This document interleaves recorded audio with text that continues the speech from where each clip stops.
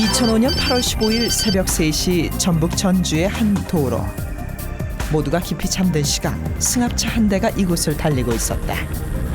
당시 차량에는 아버지와 아들이 함께 타고 있었고 잠시 후 이 승합차가 주차되어 있는 트럭을 들이받는 사고가 발생한다. 이 사고로 운전석에 앉은 아들은 무사했지만 조수석에 앉아있던 아버지는 현장에서 사망하고 말았다. 당시 사건은 졸음운전으로 인한 단순 교통사고로 처리됐고 지난해 9월 전주지검으로 넘겨졌다. 몇 가지 조사를 했던 중 그 정황이라든지 운전하게 된 동기라든지 이런 점에서 약간 의문점을 발견하고 본격적인 수사에 착수하게 된 것입니다. 2005년 8월 15일 새벽 3시경 아버지와 아들은 그 시간 왜 사고 장소에서 운전을 하게 된 것일까? 어디를 갔다 오는 길이냐고 물어보니까 내일 그때가 휴일 날인가? 바로 15일 날인가? 2, 3일 후에가 일요일인가 뭔가 끼었을 것이 아마. 근데 그 다음 날 있다든가 3시인데 8월 15일 날 그날 놀러 가기 있다든가 하여튼 가족들끼리 물놀이를 가려고 그러는데 자리를 아버지하고 같이 자리를 보고 오는 길이었다라고. 새벽 4시에 아버지를 왜 건강하지도 않은 아버지를 모시고 거기를 가겠냐. 물놀이 장소를 물색하기에는 너무도 늦은 시각. 당시 아버지는 건강상의 문제로 거동이 불편한 상태였다고 한다. 조사 결과 사망한 김모 씨의 집에는 사고 당시 운전을 했던 큰아들 외에 둘째 아들과 다른 가족들이 더 남아 있었다. 그런데 왜 하필이면 몸이 불편한 아버지와 동행을 하게 된 것일까? 제작진은 사고 발생 당시 현장에 출동한 경찰의 이야기를 들어보았다. 막 정신없이 달려갔지. 달려간 게 차는 옆으로 전도돼 있고 충격 흔적도 있고 주차된 차 바로. 그러니까 누가 왔냐? 운전사가 제가 나타났습니다. 어떻게 났냐? 그 순간적으로 깜빡 졸았어 받았습니다. 모서리 부분만 다 받았어. 주차된 차. 조수석 탄지를. 이 차는 막 도로는 널려 있고 환자는 이미 우리가 가기 전에 구급차가 와서 실어 가버렸고 병원으로. 지금 가서 본 게 뭐 따느라 시체로. 사고 당시 단순 교통사고로만 여겼던 경찰은 탑승한 두 사람이 가족관계임을 고려해 더 이상 강도 높은 수사를 하지 않았다고 한다. 그렇다면 이들 부자가 집을 나서기 전 목격자는 없을까?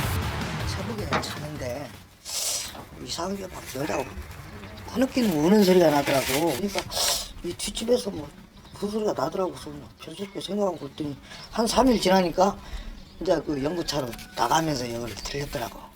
원래 여기서 살던 사람 같으면은 뭐 육관에 뭔 일 있으면 막 서로 왔다 갔다 하고 그러는데 그런 것이 완전히 단절이 돼버리고 그냥 서로 대화도 안 할 정도로 이제 어른들만 부모들만 여기서 보면 이제 서로 인사만 할 정도 되고 자식들은 뭐.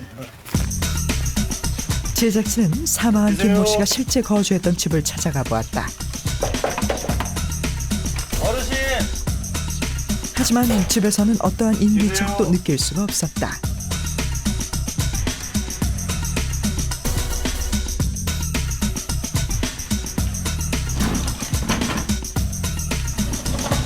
선생님 혹시 계세요?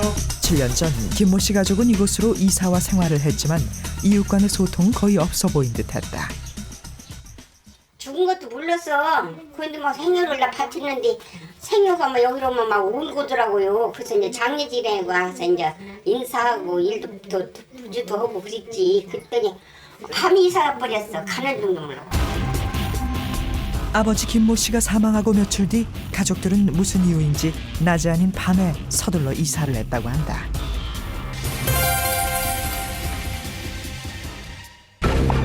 당시 운전을 했던 아들은 어떤 사람이었을까? 몸이 불편한 아버지를 차에 태우고 집을 나섰던 그의 평소 생활이 궁금해졌다. 뭐 이거 어디서 뭐 사업을 해가지고 뭐 집도 막 잡혀먹고 그래가지고 이제 집을 처분하게 되는 거더라고. 경매 연다고 막 법원에서 막 쫓아오고 막 그 조사위원들이 와서 왔다 가기도 하고 그랬었거든. 그것이 내가 볼 때는 금방 경매를 넘어가거든. 넘어가다가 어떻게 그래서 저기를 했더라고. 당시 2억 원 상당의 빚이 있었다는 운전자 김모 씨. 전주서 살다가 여기 이사 왔는데 이사를 잘못하는 거가 몇 번 죽을 뻔해. 오토바이 사고 나서 이렇게 자기가 또 장본 저기 장사를 가다가 또 다쳐갖고 자기가 또 저기 갖고 허리 부졌냐 병원 생활 몇 년 하고. 사망한 김모 씨의 끊이지 않았던 교통사고 원인은 무엇일까? 그 사람이 빚도 많고 예를 들어서 수입이 없는데 그 수입이 없는 상황에서 보험을 여기저기다 많이 떠났다는 거 과다하게 7,400만 원을 수령했고 대한화재, 교보생명, 우체국, 농협, 신협 해갖고 8억 원 가량, 8억 5천 가량 이렇게 해서 넣어놓고는 보험 11개가 들어있네요. 예, 이게 그 아버지 거죠? 아버지 거죠. 우선 경련 72건, 어머니도 보면 29건. 이 전부 생명보험이잖아요. 저 화재보험 뭐 이놈은 한 16건데 뭐. 이게 저아버지만 이빨에 넣어놓은 거예요. 저아버지 죽이기 위해서. 놀랍게도 김모 씨 가족의 보험 수령 횟수는 100여 건이 넘었다. 그렇다면 김모 씨의 사망은 보험금을 노린 사기극이었을까?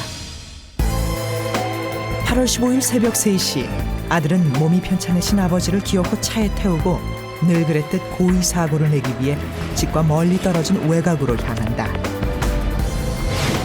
아들은 평일보다 보험료가 2~3배 높다는 휴일밤을 범행 시간으로 잡고 안전벨트를 미리 끊어놓는 등 사기극을 위한 치밀함까지 보였다. 그리고 아들은 자신이 앉은 운전석이 아닌 11개의 보험에 집중적으로 가입된 아버지 쪽으로 거침없이 핸들을 돌린다. 이때 아들은 과속을 한 나머지 주차된 차량을 너무 세게 들이받아 결국 아버지를 사망케 하는 엄청난 사고를 낸 것이다. 아버지를 사망케 한 아들은 징역 6년, 어머니는 징역 1년에 집행유예 2년, 다른 아들은 벌금 1,000만 원이 선고됐고. 좀 이례적이면서 재밌는 측면이 일가족이 모두 보험 사기에 연루가 돼 있었다라는 측면인데요. 보험 사기의 끝이 단순히 구속이 아니라 그 사람의 생명까지 앗아갈 수 있었다라는 그 웃지 못할 안타까운 사건으로 기억하고 있습니다. 신문 1면을 장식할 만한 엽기적 사건 하나가 리얼스토리 묘에 포착됐다. 사건을 담당했던 경찰진조차도 혀를 내두를 정도라는데 도대체 무슨 일이 있었던 것일까? 가장 이번 사건이 좀 특이하다고 저희들도 이렇게 사건을 말씀드릴 수 있어요.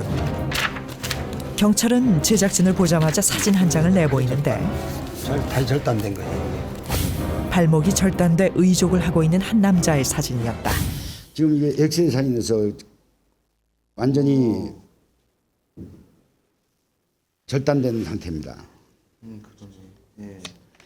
그 다음에는 절단하기 전에 앞뒤 손상된 부위를 촬영해 놓은 것입니다.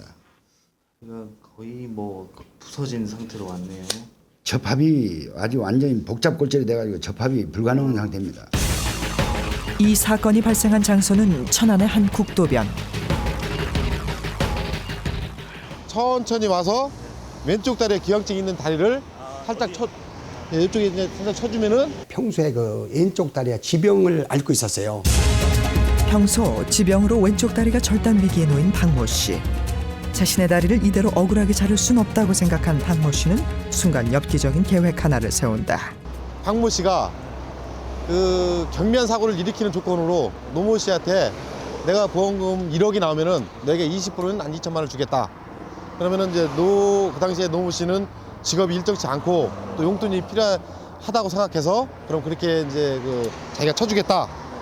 공모를 한 겁니다. 여기는 직선도로라 그 야간에는 상당히 그 차의 그 속도를 보통 80km 지정돼 있지만은 120km 이상 달립니다. 박모 씨와 노모 씨가 공모한 사기극 시나리오가 완성되자 이들은 차량이 없는 야간 시간대에 위장 사고를 일으켰고 엔지 없이 진행된 이번 사기극은 보험금 수령으로 이어졌다.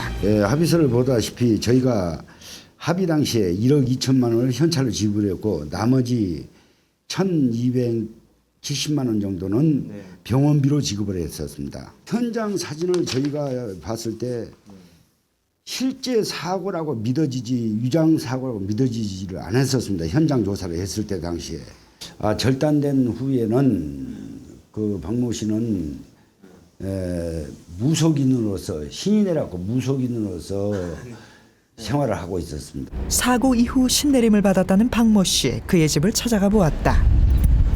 지금 여기인가요? 바로 이 집입니다. 아, 이 집요? 예. 레커차 기사에서 직업 전향을 한 박모 씨의 집 앞에는 의문의 문구 하나가 붙어 있었는데 지금쯤 해인사가 아닌 구치소에서 열심히 수련 중일 박모 씨. 현재 이분은 저기 신병이 구속돼 있는데 해인사 수련 기도 중이라고 이렇게 붙어 있네요. 박모 씨는 꽤 오랜 시간 집을 비운 듯한데 그렇다면 이웃 주민들은 그의 부재를 어떻게 생각하고 있을까?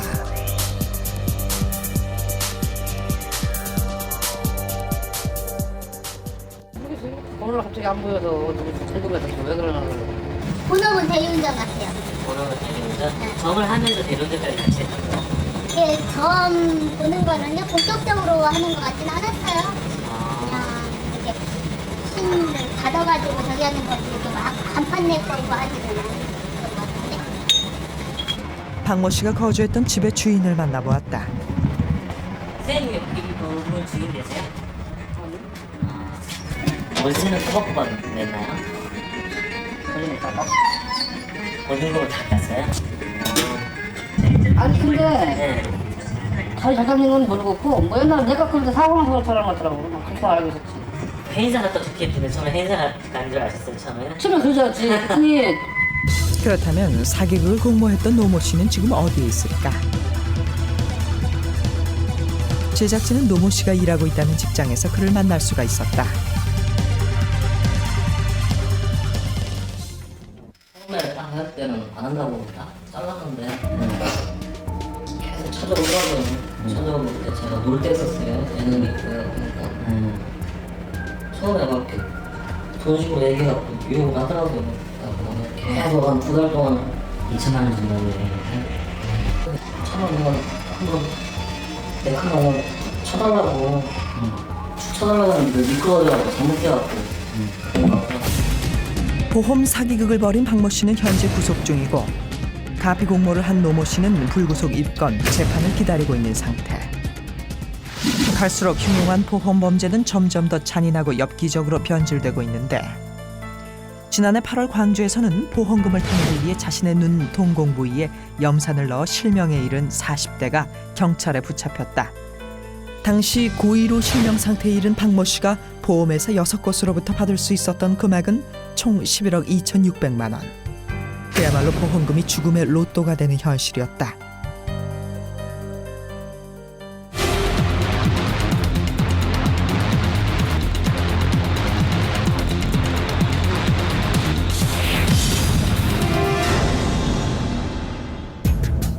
제작진을 만나자마자 봉투를 꺼내 보이는 중년 남성. 뭔가 억울한 사연이 가득한 것 같은데 그에게는 무슨 일이 있었던 것일까? 시가 달달 들려 성질나 죽겠습니다. 옆에 심 한 대 때려두고 싶고 주무가 치받고 싶고 정말 깜짝깜짝 놀랄 정도 신경질나 못 살겠습니다.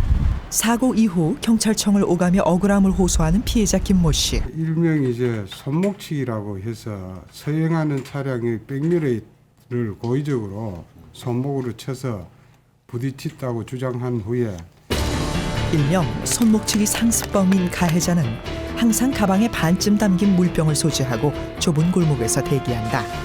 그리고 주로 서행하는 차량에 물병을 부딪혀 소리가 나면 그 자리에서 누워버리는 지능형 보험 사기범이었다. 피해 규모는 사실상 이 18건인데 그 18명 모두가 그 피해자이고 그분들이 가입해 있던 보험사가 피해자고. 갑자기 사고를 당한 피해자 김모 씨. 퇴직을 얼마 앞두고 발생한 이번 사고 때문에 졸지에 퇴사를 하게 됐고 지금은 무직 상태에서 생계의 위협을 느끼며 오롯이 사건 해결이 빨리 되기만을 바라고 있다. 불법 유턴 차량은 보험 사기범이 노리는 표적 1위? 불법 유턴 차량만을 골라 고의 사고를 일으키는 사례는 보험 범죄에서 가장 많은 비중을 차지. 그런 도로에 불법 유턴을 많이 한 장소, 그런 장소에서 기다리고 있다가 불법 유턴을 한 사람을 목격하고 나서 유턴을 하다 보면 한 번에 유턴이 잘 안 되지 않습니까? 그런 약점을 이용해 가지고 피해 차량이 중앙선에 가로 걸쳐 있을 때 그렇게 직진을 해 가지고 자기 차량으로 피해 차량을 접촉을 해 가지고. 특히나 이런 유형은 여성 운전자의 경우 그 사례가 더욱 빈번하다고 한다. 목뒤를 탁 잡고 탁 내려오면서 아 요즘 너무너무 잘 됐다 하면서 몸도 안 좋은데 이거 한 200만 원짜리 되겠네 하면서 그래 탁 내리더라고요.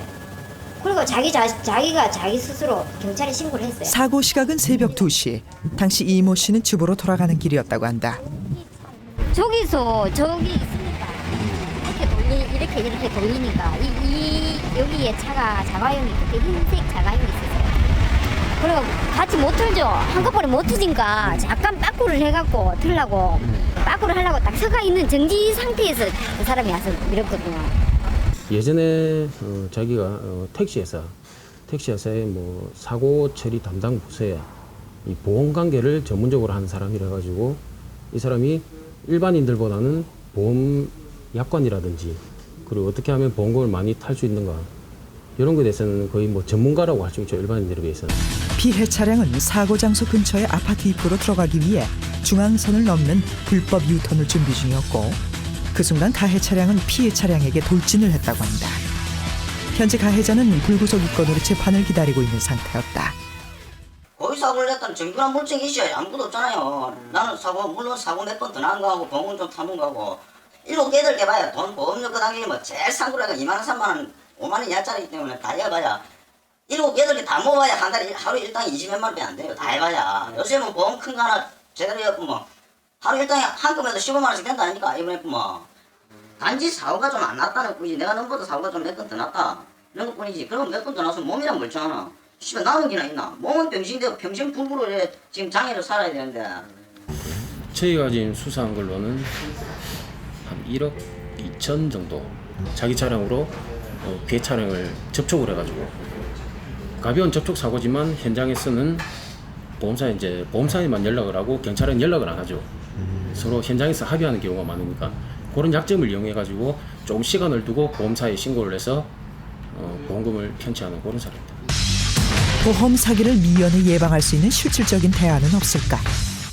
보험사기 피해자들은 대부분이 그 일방통행길에서 역주행하는 차량, 중앙선 침범, 한산한 도로에서의 중앙선 침범, 교통위반 차량을 대상으로 해서 위반하는 차량의 상황을 재빠르게 포착, 불특정 다수인을 상대해서 범행을 이루어지기 때문에 평상시에 교통법규를 않는 운전 습관이 이제 필요하다고 보고 한 가지 제가 이제 말씀드릴 수 있는 건 보험상의 다했을 경우에는 현장 사진과 그때 당시 그 신체의 그 피해 상황을 정확하게 확인하고 그 보험 지급이라든가 그 내역서를 확인할 필요가 있어요.